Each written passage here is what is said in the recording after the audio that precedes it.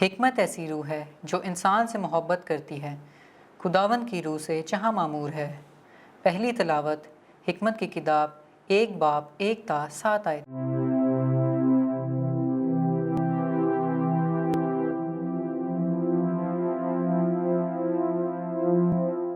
اے زمین کے حاکموں، عدل کو پیار کرو، نیکی سے خداوند پر اعتقاد رکھو اور سادہ دلی سے اس کی تلاش کرو، کیونکہ جو اس کو نہیں آزماتے وہ اس کو پا لیتے ہیں، اور جو اس کا انکار نہیں کرتے ان پر وہ ظاہر ہوتا ہے، اس لیے کہ منحرف خیالات خدا سے دور کرتے ہیں اور اس کی قدرت کا امتحان جاہلوں کو پریشان کرتا ہے، کیونکہ حکمت اس روح میں داخل نہیں ہوتی جو فریب باز ہو، اور اس بدن میں نہیں رہتی جو گناہوں کی خاطر مائل ہو، اس لیے کہ تادیب کی قدوس روح دغا بازی سے بھاگتی اور نادانی کے خیالات سے الگ ہو جاتی ہے، اور جب بدی اندر آ جاتی ہے تو وہ چلی جاتی ہے، کیونکہ حکمت ایسی روح ہے جو انسان سے محبت کرتی ہے، کیونکہ خدا اس کے دل کا دیکھنے والا اور اس کے قلب کا حقیقی جانچنے والا اور اس کے منہ کا سننے والا ہے، بلکہ خداوند کی روح سے جہاں معمور ہے اور جس میں ہر چیز سمائی ہوئی ہے، وہ ہر بات کی علم سے واقف ہے۔ پاک کلام کے پڑھے اور سنے جانے پر خدا کی برکت ہو، خدا کا شکر ہو۔ زبور جماعتی جواب: اے خداوند، مجھے ابدی زندگی کی راہ میں لے چل۔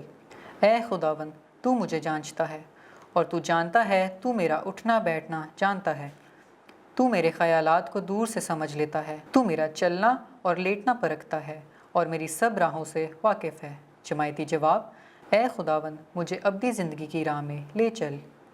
اس سے پیشتر کہ کوئی بات میری زبان پر آئے، اے خداوند، تجھے کامل طور پر معلوم ہے، پیچھے سے اور سامنے سے تو مجھے گھیرے ہوئے ہے، تو اپنا ہاتھ مجھ پر رکھتا ہے۔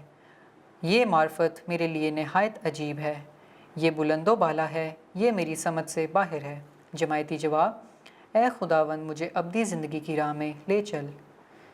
میں تیری روح سے کہاں جاؤں اور تیرے چہرے سے کہاں بھاگوں؟ اگر میں آسمان پر چڑھ جاؤں تو تو وہاں ہے، اگر میں عالم اسفل میں جا اتروں تو تو وہاں بھی موجود ہے۔ جماعتی جواب: اے خداوند، مجھے ابدی زندگی کی راہ میں لے چل۔ اگر میں فجر کے پر لگاؤں اور سمندر کی انتہا میں جا بسوں تو وہاں بھی تیرا ہاتھ میری ہدایت کرے گا اور تیرا دست راست مجھے سنبھال لے گا۔ جماعتی جواب: اے خداوند، مجھے ابدی زندگی کی راہ میں لے چل۔